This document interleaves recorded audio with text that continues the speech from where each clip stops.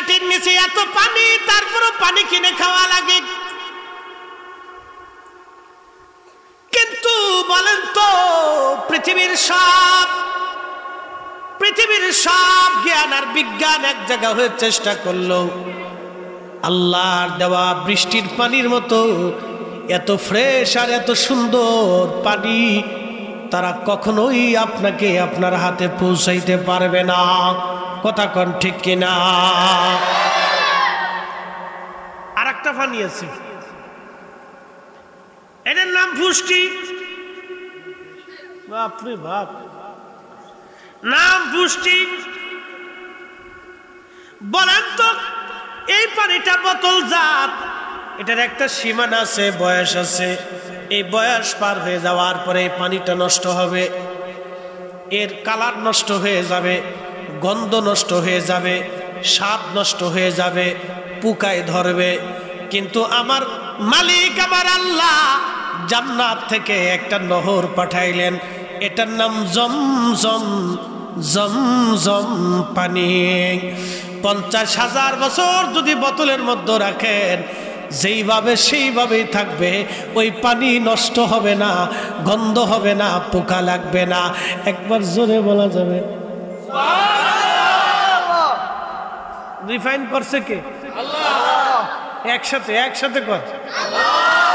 পৃথিবীর সব জ্ঞান আর বিজ্ঞান যদি এক জায়গা হয়, আল্লাহর দেওয়া জমজম পানির মতো পানি ফ্রেশ করে দিতে পারবে? হ্যাঁ, পারবে। এবার আসে, তাহলে জমজমের পানি আর এই পানি এক পানি? জোরে জোরে বুঝেছে? এবার কোরআন আল্লাহ বলতেছে, কামা আরসালনা ফীকুম রাসূলাম মিনকুম ইয়াতলু আলাইকুম আয়াতিনা।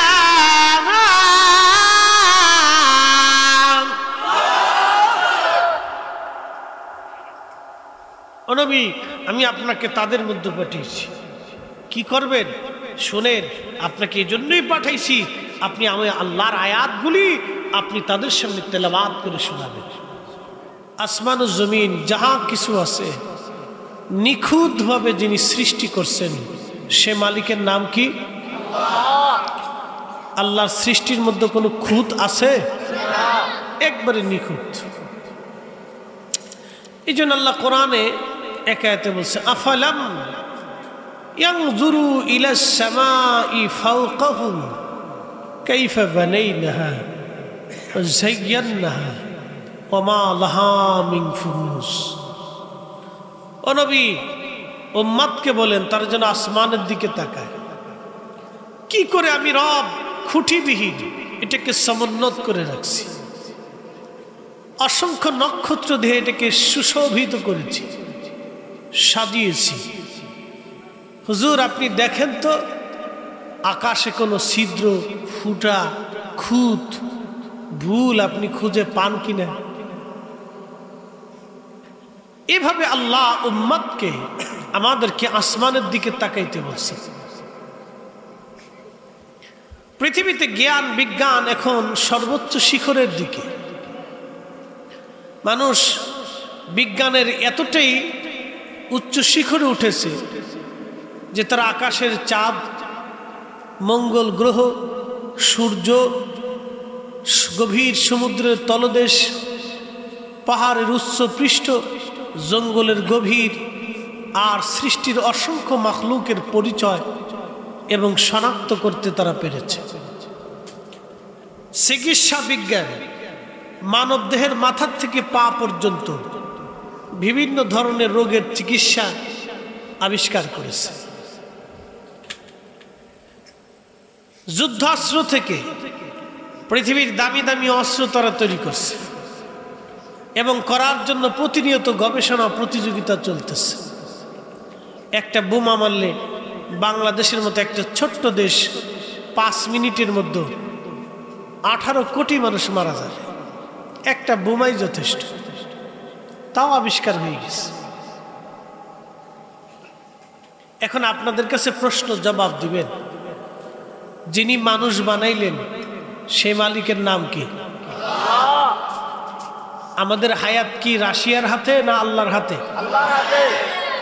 আমাদের মৃত্যু কি আমেরিকার হাতে না আল্লাহর হাতে? আল্লাহর হাতে। তাহলে কি বুঝলেন যে আল্লাহর হুকুম না আসা পর্যন্ত একটা বোমাও, কথা কন না কেন, একটা বোমাও এটাই স্বাভাবিক। কয়েকদিন আগে লিবিয়াতে সুনামি হলো, ঝড় তুফান হলো, সাইক্লোন হলো। একটা ঝড়ে লিবিয়ার প্রায় 20,000 মানুষ মারা গেল। মানুষের দুর্গন্ধ, পচে গেলে শেষ, কবর দেওয়ার জায়গা নাই, কে কবর দিবে লোকও নাই, গন্ধে মানুষ কাছেই যেতে পারে না। আরো কত মানুষ মরে রয়েছে তার হিসাব নেই, 20,000-এর মতো হয়ে গেছে। একটা ঝড় দিয়ে আল্লাহ 20,000 মানুষ মুহূর্তের মধ্যে ভাসিয়ে নিয়ে চলে গেল। 5 ঘন্টাও আগে যারা কল্পনা করে নাই যে আগামী মুহূর্তটা আমাদের জন্য কি আসতেছে, কল্পনা করে নাই, কিন্তু 5 ঘন্টা পরেই চোখের সামনে তাদের স্বপ্নগুলি ভাসায় নিয়ে চলে গেল। দামি দামি গাড়ি, বাড়ি, বিল্ডিং ভেঙ্গে মিসমার করে নিয়ে চলে গেল। আল্লাহ কোরআনের এক আয়াতে ওয়াজ করছেন, ইদাস সামাউ ফাতারাত ওয়া ইদাল কাওয়াকিবু ইনতাসারাত ওয়া ইদাল বিহার।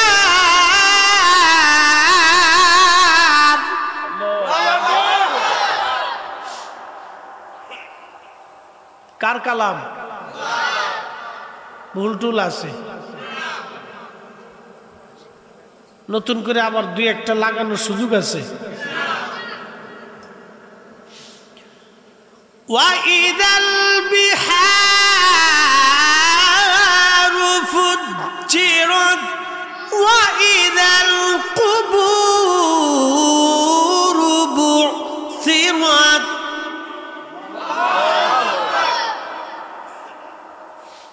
অ্যাটেনশন, আকাশ ভেঙে ভেঙে পড়ে, নক্ষত্রগুলি ভেঙে ভেঙে পড়তে থাকে, ছিটকে যাবে, ছড়িয়ে ছিটিয়ে যাবে। ওয়াইদাল বিহারু ফুজ্জিরাত,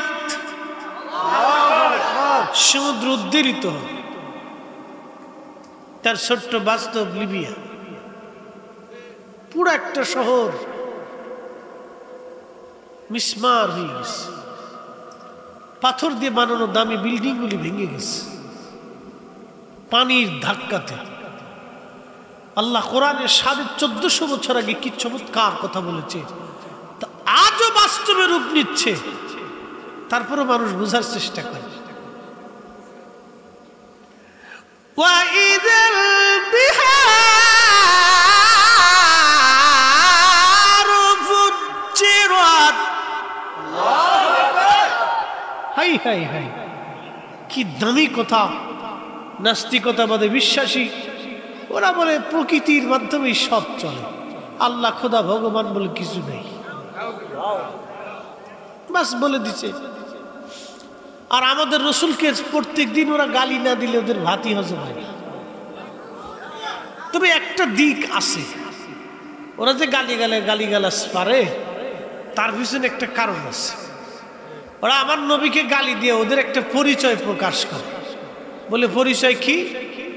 ওরা যা ঝরে জঙ্গলে, আতারে ফাতারে, হোটেলে মোটেলে, ফার্কে সার্কে, যেখানে সেখানে শিয়াল কুত্তা, কাতি মাসে যেমন কুত্তা পাগল হয়, রাস্তাঘাট ঝরে জঙ্গল ওরা চিনি না, বাড়ি গাড়ি চিনি না, মানব জনব চিনি না।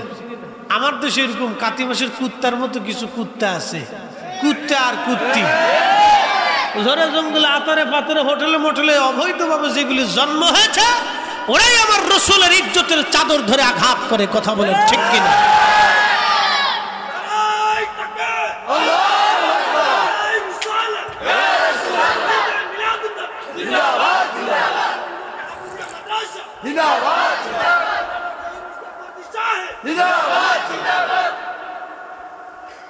বুঝতে কি কোনো অসুবিধা?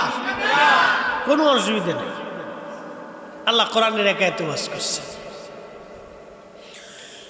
উতুল্লিম বা'দা যালিকা সানিম।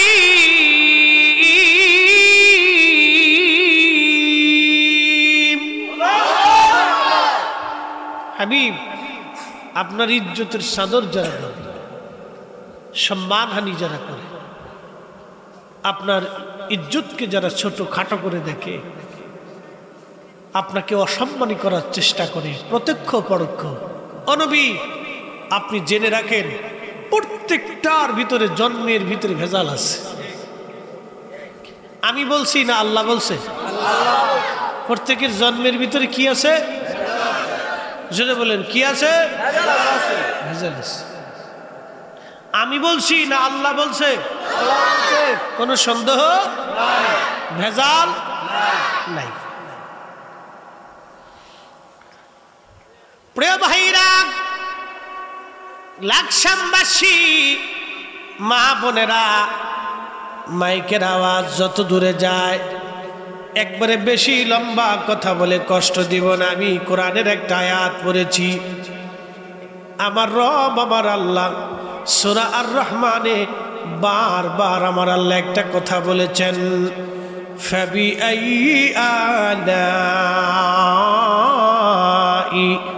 রাব্বিকুমা তুকাযিবান।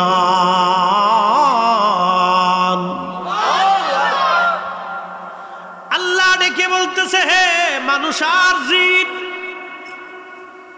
মানুষ আর জিন, তোমরা বলো আমি আল্লাহর কোন কোন নিয়ামত তোমরা অস্বীকার করবে? আল্লাহ মানুষ আর জিন এই দুইটা জাতির কথা আল্লাহ বলেছেন কেন? অপর আয়াতে আল্লাহ তার সমাধান দিয়েছেন, ওয়ামা খালাকুতুল জিন্না ওয়াল ইনসা ইল্লা লিয়াবুদুন।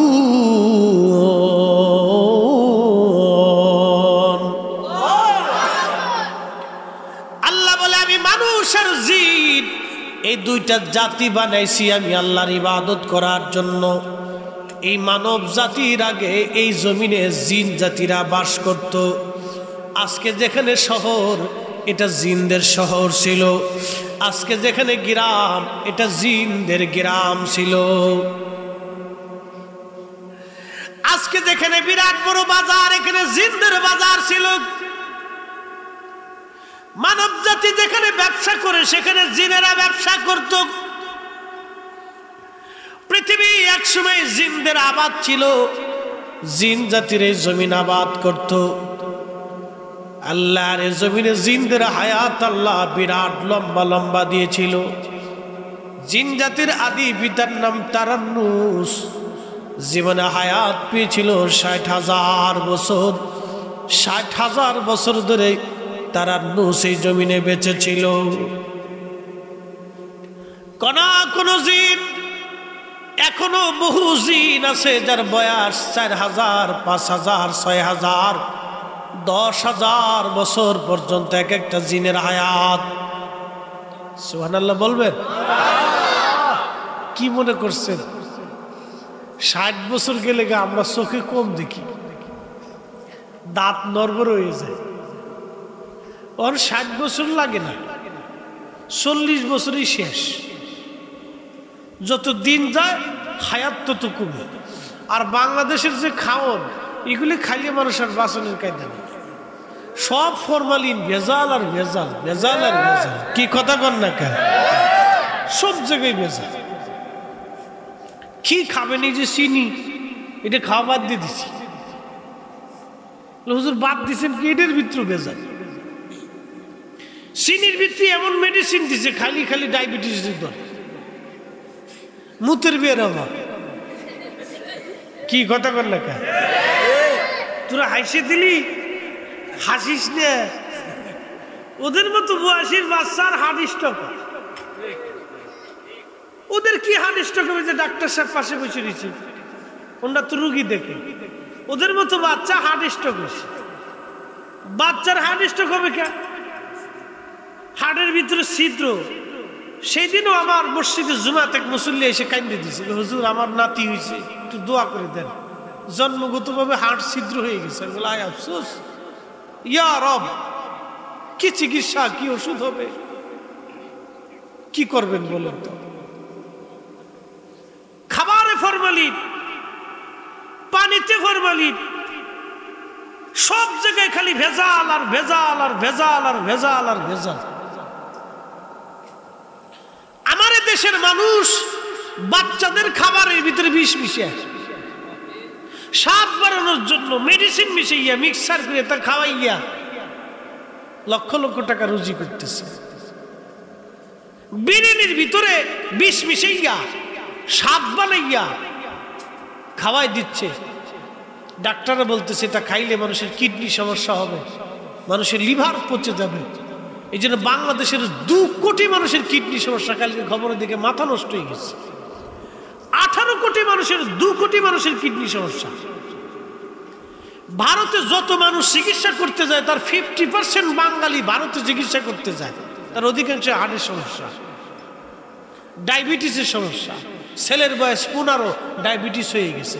মেয়ের বয়স 18, ডায়াবেটিস হয়ে গেছে। সকালবেলা লেফট লাইট মারতেছে, সারা রাত ধরে ফেসবুক টিপতে খাইতে শীতে বেড়ে খালি ফেসবুক টিপে পোল্ট্রি মুরগি খাইয়ে খেয়ে সব পোল্ট্রি মুরগি হয়ে গেছে। হ্যাঁ, কথা কর না, খালি পোল্ট্রি মুরগি হয়ে যেতেছে। এই অসুবিধা। নামাজ কালাম তো নাই, বেটির অনেক বেটিরা তো নামাজ চিনি না। কি কথা কর না, নামাজ তো চিনি না, টিকটক বালা চিনি। বেডি বুড়া বেডি টিকটক করে, হাই হাই হাই, ওর মেকআপ সিকআপ করিয়ে আজকে ঢাকা ঢুকছি দে, সর্বনাশ। মায়ের চাইতে মায়ের ভাও বেশি। কি যে ভাব লইছে বুড়া কালে, বাপরে বাপ। শয়তানোর পিছনে আডার কয়, চাচি তুই যতদিন আছিস আমারও চিন্তা নাই। ওটার নাম দিছি শয়তানের চাচি। আল্লাহ আকবার। এই সৌন্দর্য দিছে কে? চোখটা দিছে কে? পৃথিবীর সব বিজ্ঞান যদি এক জায়গা হয়, আল্লাহর দেওয়া একটা চোখের মতো চোখ বানাইতে পারবে? অসম্ভব। এই জন্য আল্লাহ কোরআনে বলতেছে,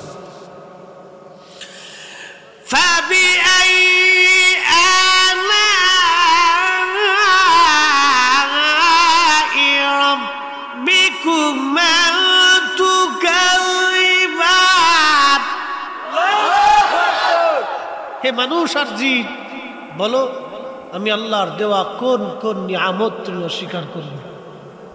আল্লাহ কল্পনা করতে পারবে? জঙ্গলের ভিতরে যদি যান, কত কোয়ালিটির গাছ আল্লাহ বানাইলেন, একটা গাছও বৃথা আল্লাহ বানান নাই। প্রত্যেকটা গাছের মধ্যে কোনো না কোনো ওষুধ আল্লাহ দিয়ে রেখেছেন। দুনিয়ার মানুষ আপনাকে ফরমালিন ওয়ালা ফল খাওয়ায়, কিন্তু কোটি কোটি বছর ধরে আমার মালিক আমার মাওলা ফরমালিন মুক্ত ফল আপনারে খাওয়াইছে। বাজারে ফল কিনতে যাবেন, টাঙ্গাইলের মধুপুর গেছি, ওয়াজ করে শেষ করলাম, মুসল্লিদেরকে বললাম, মুসল্লিরা আমার আনারস কিনে দেন, ঢাকার আনারস ফরমালিন বাগান থেকে কিনে দেন, পয়সা করে দিবানি। অনেকে আবার চিন্তা করে যে আমি যদি কিনবার যাই, হুজুর যদি টেহা না দেয় তা আমার পকেটের পয়সা খরচা, আমি কেন পয়সা দিবানি, টাকা আমি দিবানি, চিন্তার করেন আমার আনারস কিনে দিই। হুজুর টাঙ্গাইলের আনারস যা, মধুপুরের বাগানের আনারস যা, ঢাকার আনারস তা। আমি বললাম কারণ কি? কয় হুজুর একবারে আনারসের গাছের মধ্যে মেরে দিছে। চিন্তা করতে পারছেন কত বড় ডাকাত। আল্লাহ আপনাকে ফরমালিন ছাড়া খাবার কোটি কোটি বছর ধরে আল্লাহ খাওয়াইতেছে। সুবহানাল্লাহ বলবে? আহা, বিনিময়ে আল্লাহ কি চাইছে? টাকা চাইছে? আপনারা আম গাছে এত আম দেয়, ফরমালিন ছাড়া আম আল্লাহ দিতেছে, আল্লাহ টাকা চাইছে? কইছে কোনো দো বান্দা তোরা আম গাছ দিছি, আম দিছি, টাকা দিয়ে যা। কিন্তু আপনি বাজার থেকে ফরমালিনওয়ালা ফল কিনে খাচ্ছেন, তাও টাকা দিয়ে ফরমালিনওয়ালা ফল খাইলেন। আল্লাহ আপনাকে ফরমালিন মুক্ত ফল খাওয়াইছে। বলেন তো, পৃথিবীর যত বড় মিনারেল ওয়াটার হোক না কেন, যত বড় কোম্পানি পানি রিফাইন করুক না কেন, আল্লাহর দেওয়া বৃষ্টির পানির মতো রিফাইন কেউ করতে পারছে? একটু বুঝে এখান থেকে বাড়ি পর্যন্ত যাবেন, আমি বুঝাচ্ছি। সুন্দর বড় বড় কোম্পানি আছে পানি রিফাইন করে। এই যে একটা আছে, নাম দিছে হুষ্টি, ওর গুষ্টি কি লাই চেক করে দেখেন ভেজাল আছে।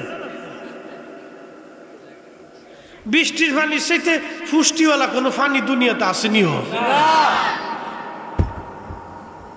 নাম দিয়ে দিছি হুষ্টি গুষ্টি হেরে ফেরে সাম সাম পুতু কিছু বাঙালি খা। পানির দেশে পানি কিনে খাওয়া লাগে, কি দুঃখ রে ভাই। এ দেশে এত পানি, তারপরেও কিনে খাওয়া লাগে পানি।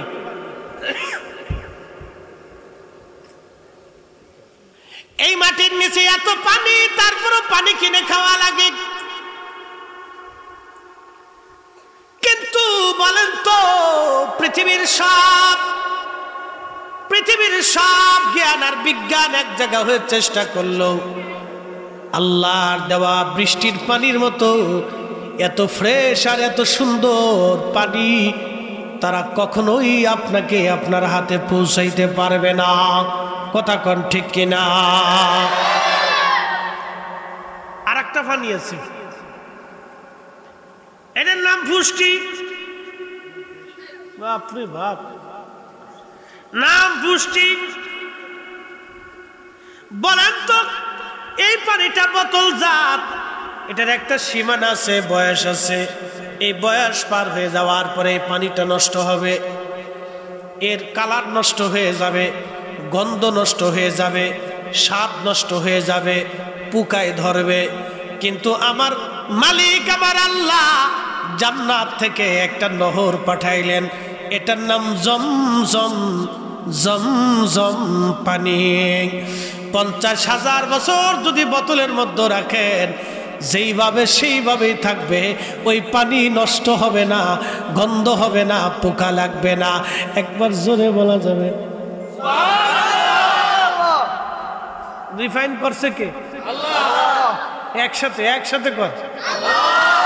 পৃথিবীর সব জ্ঞান আর বিজ্ঞান যদি এক জায়গা হয়, আল্লাহর দেওয়া জমজম পানির মতো পানি ফ্রেশ করে দিতে পারবে? হ্যাঁ, পারবে।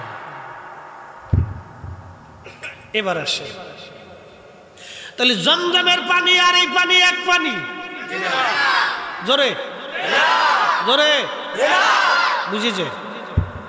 এবার কোরআন আল্লাহ বলতেছে, কামা আরসালনা ফীকুম রাসূলাম মিনকুম ইয়াতলু আলাইকুম আয়াতিনা।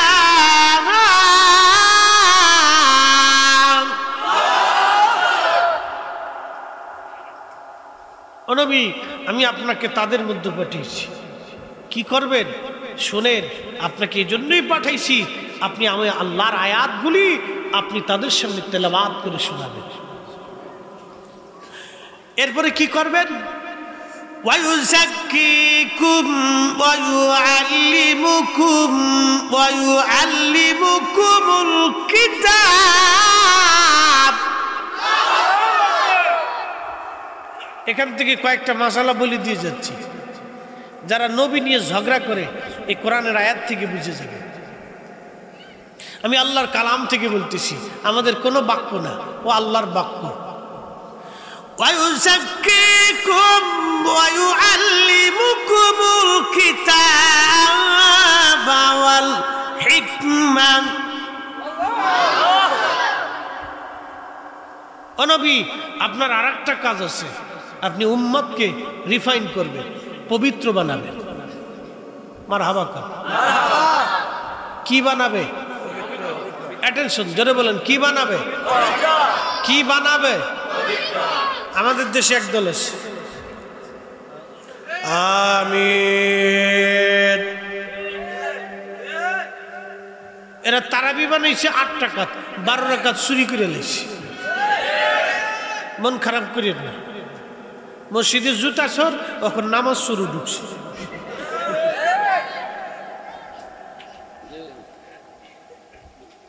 সোরে দেশ ভরি গেছে সব জায়গায় বলছি ভেজাল এখন মসজিদের ভিতরে ভেজাল ঢুকছে মনোযোগ দিয়ে মন খারাপ করার কিছু নাই ওই দলে যদি কোনো ভাই থাকেন পায়ে হাত দিয়ে বলতেছি বুঝার জন্য বলতেছি আপনাকে আল্লাহি বিল্লাহি তাল্লাহি ও আসমান ওয়ালার কসম করি যিনি ফুটাই ফুটাই বৃষ্টি দিয়ে জমিনকে সজীব করে ও আসমান ওয়ালার কসম করি যিনি বৃষ্টির মাধ্যমে এই জমিনের গাছ তরুলতা পাতাকে সজীব করে বাঁচিয়ে রেখে ফল আর বৃক্ষ তরুলতা পাতা দিয়ে আপনার আমার জন্য রিজিকের ফয়সালা করে ওই মালিকের কসম করছি যে মালিক তার রসুলকে হাবিবুল্লাহ বানিয়েছে সাহেবে মাকামে মাহমুদ ওয়ালা করেছে সাহেবে জান্নাত করেছে হাউজে কাউসার ওয়ালা করেছে একসাথে বলা যাবে না মারহাবা সেই আল্লাহ তার জবানে বলতেছে হুজুর আপনি উম্মতকে পবিত্র করবেন এখন আপনাদেরকে প্রশ্ন করি জবাব দিবেন তো নবী নিজেই পবিত্র করার জন্যই আল্লাহ তাকে দুনিয়াতে পাঠিয়েছে যিনি উম্মত পবিত্র করার জন্য আসছে সেই নবী কি পাক না নাপাক তা আমার এই জাতের ভাইরা কয় নবীরে পাক কইলে শিরিক কইলে নবীরে পাক কইলে যদি শিরিক হয় তাহলে আল্লাহ প্রথমে শিরিক শিক্ষা দিচ্ছে পাগল ছাগল দেশে কত হয়েছে জানি না ভাবতেছেন চোখ বুঝে বেহেশতে চলে যাবেন আল্লাহর কসম করে বলি নবীর ইজ্জতের চাদর ধরে রসুলের মহান সম্মানকে হানি করে 1000 কোটি বছর ইবাদত করলেও জান্নাত কখনো মিলবে না প্রিয় মুসলমান কথাগুলি তো বুঝে যাওয়া দরকার আমি আমার নিজের ভাষায় বলি না কোরআনের ভাষায় বলতেছি আল্লাহর পবিত্র কালাম থেকে বুঝে যাবেন ও মুসলমান খুবই গুরুত্বপূর্ণ কথা যেহেতু মিলাদুন নবীর মাস নবীজির আগমনের মাস আজকের মাহফিল মিলাদুন নবীর মাহফিল এই আমার দিকে তাকান তো কথা বলা যাবে না তবরক আসেনি আছে মিলাদুন নবী তো তবরক ছাড়া আমরা হয় না এর লেগে আমরা একটা বিরাট দোষ এটা সব খালি কয় সিডনি পার্টি আমরা খালি কয় সিডনি জিলাপির দল ভালোই তো আল্লাহ যদি জিলাপি বরাতে রাখে তাহলে অসুবিধা আছে রিজিক আমি দেই না আল্লাহ দেয় বিরিয়ানি চিরিনি খিচুড়ি বিরিয়ানি ফুলাও ভাত গরুর গোস্ত খাসি মুরগা যা লাগছে খাইয়ে সাবার করে দেবো ইনশাআল্লাহ বিসমিল্লাহ করে খামো আলহামদুলিল্লাহ করে শেষ করবো যা আল্লাহ যদি গায়ে খাইয়ে করছো কি খুব যা আল্লাহ তোমার নামে শুরু করছিলাম তোমার নাম দিয়ে শেষ করছিলাম কি কথা করলা কে আল্লাহ যা খালাস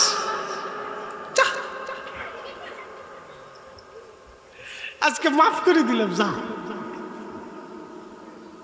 আল্লাহ মানে খুব কিপটিয়ার হ্যাঁ প্রিয় মুসলমান আল্লাহর হাবিবের কোন বিষয় কি ছোট করে দেখার কোনো সুযোগ নাই প্রশ্ন করবেন ফরিদি হুজুর কারণ কি একটা ঘটনা আপনাদেরকে শোনাই আল্লামা ইমাম জালালউদ্দিন আস-সুয়ুতি রাহমাতুল্লাহ আলাইহি খুব মনোযোগ দিয়ে আল্লাহর নবীর কোন বিষয়কে ছোট করে দেখার কোনো সুযোগ নাই কথাটা বলার জন্য আমি একটা ঘটনা শোনাই আল্লামা ইমাম সুয়ুতি আল-হাবিলিল ফতোয়া মুজাল্লাদুল আউয়াল হুসনুল মাকাসিদি ফি আমালিল মাউলিদ এই রিসালার মধ্যে তিনি লেখেন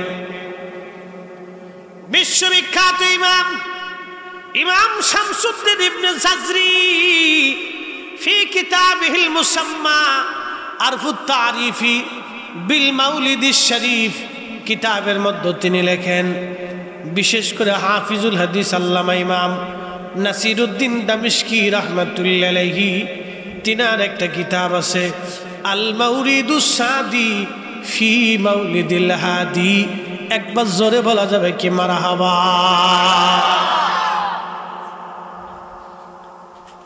পৃথিবী বিখ্যাত ইমামরা নবীর মিলাদের উপরে কিতাব লাগছে। বিশেষ করে আজ থেকে 450 বছর আগে মক্কা মদিনার ইমাম মোল্লা আলী কারি মক্কি হানাফি হারুবি একটা কিতাব লিখেছেন আল মাউরুদুর রাবি ফি মাউলিদিন নবী সাল্লাল্লাহু আলাইহি ওয়াসাল্লাম। এই কিতাবগুলির মধ্যে লেখা হয়েছে হযরত ইমাম জাজরি, ইমাম নাসিরউদ্দিন দামিশকি, আল্লামা ইমাম জালালউদ্দিন সুয়ুতি রাহমাতুল্লাহি আলাইহি 550 বছর আগে একখানা কিতাব লিখছেন। বিশ্ববিখ্যাত ইমাম, তিনি শুধু ইমাম ছিলেন না, 2 লক্ষ আমার নবীর হাদিসের হাফেজ ছিলেন। শুনলে খুশি হবেন, লাকসামের মুসলমান আমার নবীর সঙ্গে তার 75 বার স্বপ্নে জিয়ারত নসিব হয়ে গেল।